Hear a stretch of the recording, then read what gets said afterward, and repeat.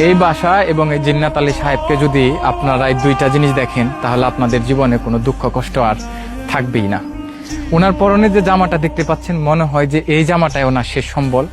আর ওনার যে ঘর, এই ঘরের থেকে ভিতরের অবস্থা থেকে যদি আপনাকে বাহিরে মাটিতেও থাকতে দেয়, তাহলেও মনে হবে যে আপনি যেন পৃথিবীর সেরা সুখী মানুষ। ওনার বিছানাটা দেখলে আপনি একদমই অবাক হয়ে যাবেন। দেখেন বিছানার অবস্থা কি, কোথার থেকে কত বছর আগে এই তুষকটা চেয়ে আনছিল সেটা বলতে পারবো না। আর এই দেখেন কিছু পুরনো জামা কাপড় কে দিয়েছে, কোথার থেকে পেয়েছে জানি না।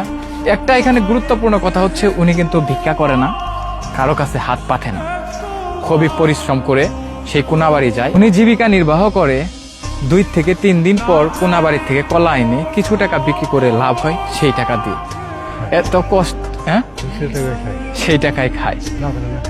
আহারে, না পেলে না খেয়ে থাকে। দেখছেন উনি কি সুখী না আমরা সুখী বলেন তো?